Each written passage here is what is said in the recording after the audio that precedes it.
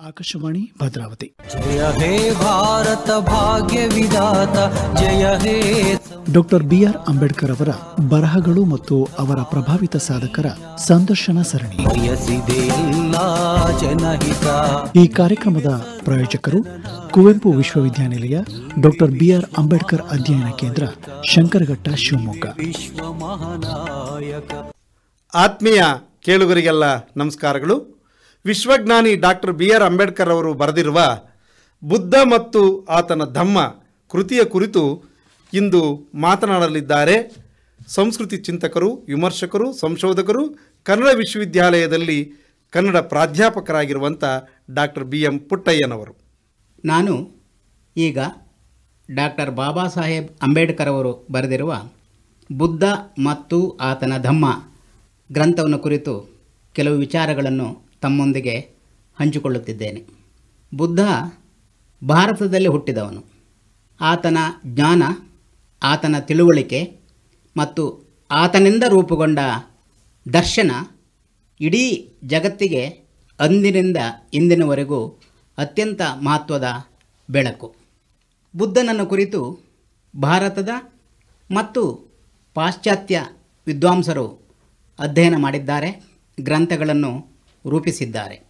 ಆದರೆ ಆ ಗ್ರಂಥ ಸಮೂಹಗಳಲ್ಲಿ ಅತ್ಯಂತ ಶಕ್ತಿಶಾಲಿಯಾದ, ಅತ್ಯಂತ ಪ್ರಜಾಪ್ರಭುತ್ವ ಮಾದರಿಯ ಬಹಳ ದೊಡ್ಡ ಉತ್ಕೃಷ್ಟವಾದ ಗ್ರಂಥವೆಂದರೆ ಅದು ಡಾಕ್ಟರ್ ಬಾಬಾ ಸಾಹೇಬ್ ಅಂಬೇಡ್ಕರ್ ಅವರು ರಚಿಸಿರುವ ಬುದ್ಧ ಮತ್ತು ಆತನ ಧಮ್ಮ. 1907ನೇ ಇಸವಿಯಲ್ಲಿ ಡಾಕ್ಟರ್ ಬಾಬಾ ಸಾಹೇಬ್ ಅವರು ಮೆಟ್ರಿಕ್ಯುಲೇಷನ್ ಪಾಸಾಗಿದ್ದರು. ಅದಕ್ಕೆ ಅವರಿಗೆ ಒಂದು ಅಭಿನಂದನಾ ಸಭೆಯನ್ನು ಇಟ್ಟುಕೊಂಡಿದ್ದರು. ಇದನ್ನು ಏರ್ಪಡಿಸಿದವರು SK ಭೋಸ್ಲೆ ಅವರು. ಕೃಷ್ಣರಾವ್ ಅರ್ಜುನ ಕೇಲುಸ್ಕರ್ ಎಂಬುವವರು ಮರಾಠಿಯ ಸಮಾಜವಾದಿ ಲೇಖಕರು. ಆ ಅಭಿನಂದನಾ ಸಮಾರಂಭದಲ್ಲಿ ಬಾಬಾ ಸಾಹೇಬರಿಗೆ ಕೇಲುಸ್ಕರ್ ಅವರು ಒಂದು ಪುಸ್ತಕವನ್ನು ಕೊಟ್ಟರು. ಆ ಪುಸ್ತಕ ಯಾವುದು ಅಂದರೆ ಅದು ಭಗವಾನ್ ಗೌತಮ ಬುದ್ಧ ಚರಿತ್ರ. ಬಾಬಾ ಸಾಹೇಬರಿಗೆ ಆಗ 16 ವರ್ಷ ವಯಸ್ಸು. ಆದರೆ ಅಳೆಯಲಾರದಷ್ಟು ಜ್ಞಾನದಾಹ. ಅಂದರೆ ಬಾಬಾ ಸಾಹೇಬರು ತಮ್ಮ 16ನೇ ವಯಸ್ಸಿನಲ್ಲೇ ಬುದ್ಧನನ್ನು ಓದಿದರು. ಅಲ್ಲಿಂದಲೇ ಅವರು ಬುದ್ಧನ ಆಲೋಚನೆಗಳಿಂದ ಮತ್ತು ಬುದ್ಧನ ದರ್ಶನದಿಂದ ಹಾಗೂ ಬುದ್ಧನ ಪರಿವರ್ತನಾಶೀಲ ಗುಣದಿಂದ ಪ್ರಭಾವಿತರಾದರು. ಆ ದೃಷ್ಟಿಕೋನದಲ್ಲಿ ಬಾಬಾ ಸಾಹೇಬರು ಇಡೀ ಜಗತ್ತನ್ನು ನೋಡಿದರು. ಆ ದೃಷ್ಟಿಕೋನದಲ್ಲಿ ಸಂಘರ್ಷಗಳನ್ನು, ಕಲಹಗಳನ್ನು ನೋಡಿದರು, ಗ್ರಹಿಸಿದರು. ಡಾಕ್ಟರ್ ಬಾಬಾ ಸಾಹೇಬರು ಚೌಡರ್ಕೆರೆ ನೀರು ಬಳಸಲು ಹೋರಾಟ ಮಾಡಿದ್ದು 1927ರಲ್ಲಿ. ಬಾಬಾ ಸಾಹೇಬರಿಗೆ ಆಗ ವಯಸ್ಸು 35. ರಕ್ತ ಉಕ್ಕುವ ದಿನಗಳು. ಬಾಬಾ ಸಾಹೇಬರಿಗೆ ಕಲ್ಲನ್ನು ಕುಟ್ಟಿ ಪುಡಿ ಮಾಡುವ ದಿನಗಳು. ಇವರ ಹೋರಾಟವನ್ನು ದಮನ ಮಾಡಲು ಸವರ್ಣೀಯರು ಇವರ ಚಳುವಳಿಯ ಮೇಲೆ ಹಲ್ಲೆ ನಡೆಸಿದರು. ಆಗ ಬಾಬಾ ಸಾಹೇಬರು ಒಂದು ಚಿಟಿಕೆ ಹೊಡೆದಿದ್ದರೆ ರಕ್ತದ ಹೊನಲೆ ಹರಿದು ಹೋಗುತ್ತಿತ್ತು. ಆ 35 ವರ್ಷದ ವಯಸ್ಸಿನಲ್ಲಿ ಬಾಬಾ ಸಾಹೇಬರು ರಕ್ತದ ಹೋರಾಟಕ್ಕೆ ಪ್ರಚೋದನೆಯನ್ನು ಕೊಡಲಿಲ್ಲ ಎಂಬುದು ಬಹಳ ಮುಖ್ಯ. ಆ ಹೋರಾಟದಲ್ಲಿ ಸೋಲಾಯಿತೋ ಗೆಲುವಾಯಿತೋ ಫಲಿತಾಂಶವೇನು ಅದು ಪ್ರತ್ಯೇಕ ಚರ್ಚೆ. ಬಾಬಾ ಸಾಹೇಬರು ತಮ್ಮ 35ನೇ ವಯಸ್ಸಿನಲ್ಲಿ ಚೌಡರ್ಕೆರೆ ಪ್ರವೇಶ ಮಾಡಿದಾಗ ಸವರ್ಣೀಯರಿಗೂ ಅಸ್ಪೃಶ್ಯರಿಗೂ ದೊಡ್ಡ ಸಂಘರ್ಷವೇ ನಡೆಯಿತು. ಆಗ ಬಾಬಾ ಸಾಹೇಬರು ತಮ್ಮ ತಾಳ್ಮೆಯನ್ನು, ವಿವೇಕವನ್ನು ಕಳೆದುಕೊಳ್ಳಲಿಲ್ಲ ಎಂಬುದು ಬಹಳ ಮುಖ್ಯ. ಗೌತಮ ಬುದ್ಧನ ಕೃತಿಯನ್ನು ತಮ್ಮ 16ನೇ ವಯಸ್ಸಿನಲ್ಲಿ ಅವರು ಓದಿದ್ದರು. ಧಮ್ಮದ ಒಳಗಡೆ ಒಂದು ಪ್ರಾಕ್ಟೀಸ್ ಇದೆ ಮತ್ತು ಥಿಯರಿ ಇದೆ. ಬುದ್ಧ ಋಷಿಮುನಿಗಳನ್ನು ಭೇಟಿ ಮಾಡಿದ, ರಾಜ್ಯ ಸಾಮ್ರಾಜ್ಯಗಳನ್ನು ಸುತ್ತಿದ, ಬಿಕ್ಕುಗಳನ್ನು ಭೇಟಿ ಮಾಡಿದ, ಮುನಿಗಳನ್ನು ಭೇಟಿ ಮಾಡಿದ. ಜಗತ್ತಿನ ಬಗೆಗೆ, ಅದರ ನಿಜ ಸ್ಥಿತಿಯ ಬಗೆಗೆ, ದುಃಖದ ಬಗೆಗೆ, ಅಸಮಾನತೆಯ ಬಗೆಗೆ, ಶೋಷಣೆಯ ಬಗೆಗೆ, ದ್ವೇಷದ ಬಗೆಗೆ, ಕಲಹದ ಬಗೆಗೆ, ಸಂಘರ್ಷದ ಬಗೆಗೆ ಮತ್ತು ಇವುಗಳ ಪರಿವರ್ತನೆಯ ಬಗೆಗೆ ಅವರೊಂದಿಗೆ ನಿರಂತರವಾಗಿ ಸಂವಾದವನ್ನು ಮಾಡಿದ. ಅವರಿಂದ ಕಲಿತ, ಅವರಿಗೆ ಕಲಿಸಿದ. ಹಾಗಿದ್ದರೆ ಋಷಿಮುನಿಗಳೊಂದಿಗೆ ಮಾಡಿದ ಸಂವಾದ, ಜನಸಾಮಾನ್ಯರೊಂದಿಗೆ ಮಾಡಿದ ಸಂವಾದ, ಪಾರಿರಾಜಕರೊಂದಿಗೆ ಹಾಗೂ ಬಿಕ್ಕುಗಳೊಂದಿಗೆ ಮಾಡಿದ ಸಂವಾದ, ಈ ಎಲ್ಲದರ ಒಟ್ಟಾರೆ ಅನುಭವದ ಸಮುಚ್ಚಯವೇ ಧಮ್ಮ.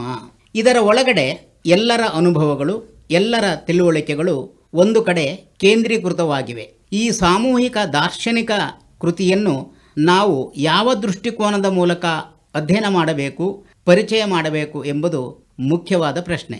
ಮೊದಲಿಗೆ ಹೇಳಬೇಕಾದ ಬಹಳ ಮುಖ್ಯವಾದ ಮಾತು ಏನು ಅಂದರೆ, ಡಾಕ್ಟರ್ ಬಾಬಾ ಸಾಹೇಬರ ಪ್ರಕಾರ ಬುದ್ಧನು ಧರ್ಮಸ್ಥಾಪಕ ಅಲ್ಲ.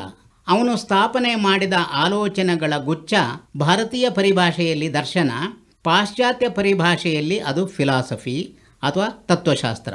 ಧರ್ಮವೊಂದರ ಸ್ಥಾಪಕ ಆಗಬಹುದಾಗಿದ್ದ ಪಾತ್ರದಿಂದ ಮತ್ತು ಆ ಕಿರೀಟದಿಂದ ಬುದ್ಧ ತನ್ನನ್ನೇ ತಾನು ವಿಸರ್ಜನೆ ಮಾಡಿಕೊಂಡವನು ಎಂಬುದು ಡಾಕ್ಟರ್ ಬಾಬಾ ಸಾಹೇಬರ ವ್ಯಾಖ್ಯಾನ.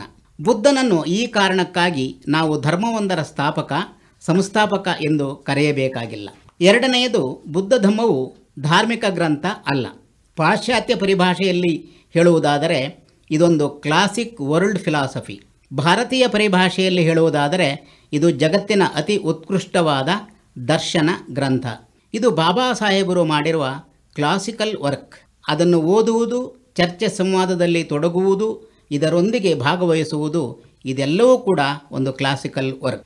ಬುದ್ಧ ಧಮ್ಮ ಧಾರ್ಮಿಕ ಗ್ರಂಥ ಅಲ್ಲ ಎಂದ ಮೇಲೆ ಧರ್ಮಕ್ಕೂ ಮತ್ತು ಧಮ್ಮಕ್ಕೂ ಏನು ವ್ಯತ್ಯಾಸ ಎಂದು ಆಲೋಚನೆ ಮಾಡಬೇಕು ಮತ್ತು ಇದರ ಬಗೆಗೆ ಒಂದು ಸ್ಪಷ್ಟೀಕರಣವನ್ನು ನಾವು ತೆಗೆದುಕೊಳ್ಳಬೇಕು. ಧಮ್ಮವು ಯಾವ ದಾರ್ಶನಿಕ ಕಾರಣಕ್ಕಾಗಿ ಧರ್ಮದಿಂದ ಪ್ರತ್ಯೇಕವಾಗುತ್ತದೆ ಮತ್ತು ಧಾರ್ಮಿಕ ಕೃತಿಯೊಂದು ಯಾವ ದಾರ್ಶನಿಕ ಕಾರಣಕ್ಕಾಗಿ ಧಮ್ಮದಿಂದ ಬೇರೆಯಾಗುತ್ತದೆ, ಇದು ಬಹಳ ಮೂಲಭೂತವಾದ ಪ್ರಶ್ನೆ. ಧರ್ಮದ ಮೂಲ ತಿರುಳು ಯಾವುದು, ಧಮ್ಮದ ಮೂಲ ತಿರುಳು ಯಾವುದು? ಪ್ರಪಂಚದಲ್ಲಿ ಹಲವು ಧರ್ಮಗಳಿದ್ದಾವೆ. ಆಯಾಯ ಧರ್ಮವನ್ನು ಪ್ರತಿಪಾದನೆ ಮಾಡುವಂತಹ ಧಾರ್ಮಿಕ ಗ್ರಂಥಗಳು ಇದ್ದಾವೆ. ಧರ್ಮವನ್ನು ಸ್ಥಾಪನೆ ಮಾಡಿರುವಂತಹ ಧರ್ಮದ ಸಂಸ್ಥಾಪಕರಿದ್ದಾರೆ. ಆ ಎಲ್ಲವುಗಳ ಮೂಲ ತಿರುಳು ಏನು ಎಂದು ಕೇಳಿದರೆ, ಈ ಪ್ರಪಂಚ ಹೇಗೆ ಸೃಷ್ಟಿಯಾಯಿತು, ಯಾರು ಸೃಷ್ಟಿ ಮಾಡಿದರು, ಯಾವಾಗ ಪ್ರಳಯ ಆಗುತ್ತದೆ, ಯಾವಾಗ ನಾಶ ಆಗುತ್ತದೆ, ಹೀಗೆ ಅವು ವಿವರಿಸುತ್ತವೆ. ಈ ಪ್ರಶ್ನೆಗಳು ಎಲ್ಲ ಧಾರ್ಮಿಕ ಗ್ರಂಥಗಳಲ್ಲಿ ಶುರುವಾಗುತ್ತವೆ. ವಿಶ್ವವನ್ನು ಯಾರು ಸೃಷ್ಟಿ ಮಾಡಿದ್ದರೆಂದರೆ ದೇವರೇ ಸೃಷ್ಟಿ ಮಾಡಿದ್ದು ಎಂದು ಎಲ್ಲ ಧರ್ಮ ಗ್ರಂಥಗಳು ಹೇಳುತ್ತವೆ. ಹಾಗಾದರೆ ಧರ್ಮ ಸಂಸ್ಥಾಪಕರು ಏನು ಹೇಳುತ್ತಾರೆ? ಈ ಪ್ರಪಂಚವನ್ನು ಸೃಷ್ಟಿ ಮಾಡಲು ದೇವರೇ ನಮ್ಮನ್ನು ಇಲ್ಲಿಗೆ ಕಳಿಸಿದ್ದಾನೆ ಎಂದು ಅವರು ಹೇಳುತ್ತಾರೆ. ದೇವರೇ ಈ ಪ್ರಪಂಚವನ್ನು ಸೃಷ್ಟಿ ಮಾಡಿದವನು ಎಂದು ಹೇಳು ಅಂತ ಹೇಳಿ ದೇವರೇ ನಮ್ಮನ್ನು ಇಲ್ಲಿಗೆ ಕಳಿಸಿದ ಅಂತ ಅವರು ಹೇಳುತ್ತಾರೆ. ಡಾಕ್ಟರ್ ಬಾಬಾ ಸಾಹೇಬರು ಅತ್ಯಂತ ಸರಿಯಾದ ತಮ್ಮ ನಿರೂಪಣೆ, ನಿಲುವು ಮತ್ತು ದಾರ್ಶನಿಕತೆಯ ಮೂಲಕ ಇದನ್ನು ಅತಿಮಾನುಷ ವ್ಯಕ್ತಿತ್ವ ಎಂದು ಕರೆದರು. ಇಡೀ ಪ್ರಪಂಚದ ಯಾವ ಧರ್ಮದಲ್ಲಿ ಅತಿಮಾನುಷ ವ್ಯಕ್ತಿತ್ವ ಇಲ್ಲ ಎಂದರೆ ಅದು ಬೌದ್ಧ ಧರ್ಮದಲ್ಲಿ ಮತ್ತು ಬುದ್ಧ ಧಮ್ಮದಲ್ಲಿ ಮಾತ್ರ ಅತಿಮಾನುಷ ವ್ಯಕ್ತಿತ್ವ ಇಲ್ಲ. ದುಡಿಮೆಯನ್ನು ಮೀರಿದ, ಮನುಷ್ಯನನ್ನು ಮೀರಿದ, ಮನುಷ್ಯ ಶ್ರಮವನ್ನು ಮೀರಿದ ಮತ್ತೊಂದು ಶಕ್ತಿ ಈ ಪ್ರಪಂಚದಲ್ಲಿ ಇಲ್ಲ.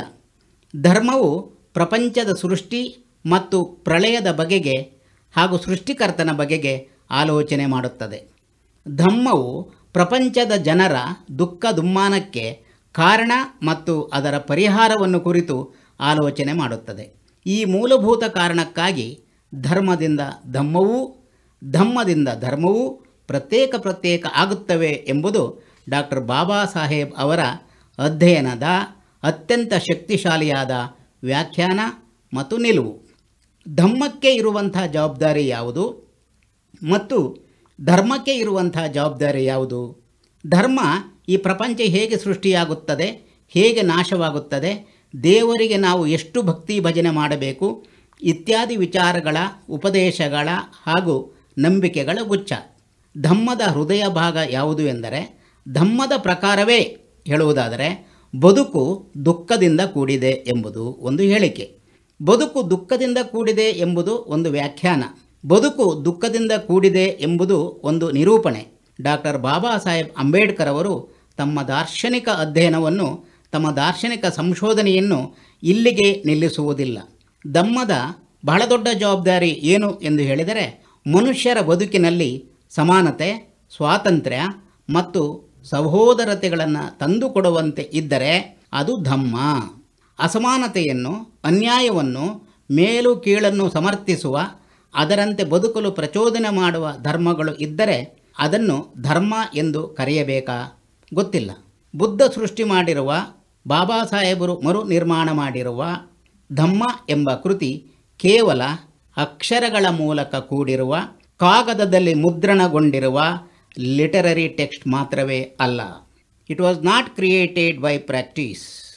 ಇದು ಮನುಷ್ಯರ ಅಗಾಧವಾದ ಅನುಭವದ ಫಲದಿಂದ ನಿರ್ಮಾಣಗೊಂಡಂತಹ ನಿರೂಪಣೆ, ವ್ಯಾಖ್ಯಾನ ಮತ್ತು ಜಗತ್ತಿನ ಅತಿ ಉತ್ಕೃಷ್ಟವಾಗಿರುವಂತಹ ದಾರ್ಶನಿಕ ಗ್ರಂಥ.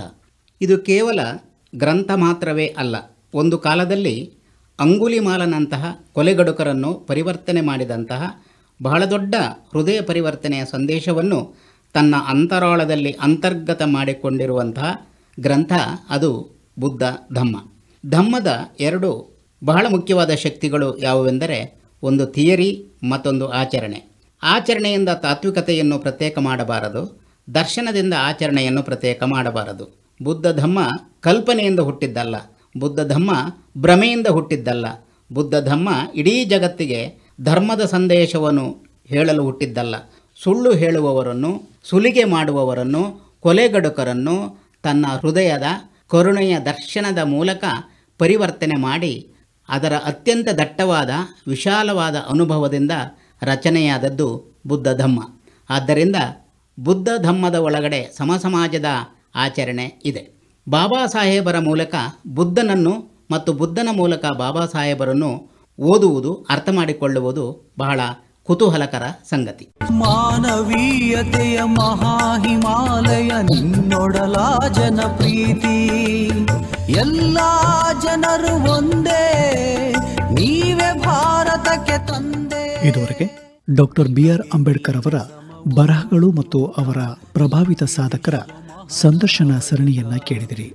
ಈ ಕಾರ್ಯಕ್ರಮದ ಪ್ರಾಯೋಜಕರು ಕುವೆಂಪು ವಿಶ್ವವಿದ್ಯಾನಿಲಯ, ಡಾಕ್ಟರ್ BR ಅಂಬೇಡ್ಕರ್ ಅಧ್ಯಯನ ಕೇಂದ್ರ, ಶಂಕರಘಟ್ಟ, ಶಿವಮೊಗ್ಗ. ಕೇಳುಗರೆ, ಈ ಕಾರ್ಯಕ್ರಮ ಸರಣಿ ಆಕಾಶವಾಣಿ ಭದ್ರಾವತಿ ಯೂಟ್ಯೂಬ್ನಲ್ಲಿಯೂ ಲಭ್ಯ. ನಿರ್ಮಾಣ SL ರಮೇಶ್ ಪ್ರಸಾದ್, ನಿರ್ವಹಣೆ SR ಭಟ್. ಕಾರ್ಯಕ್ರಮ ಆಕಾಶವಾಣಿ ಭದ್ರಾವತಿ ಕೇಂದ್ರದ ಕೊಡುಗೆ.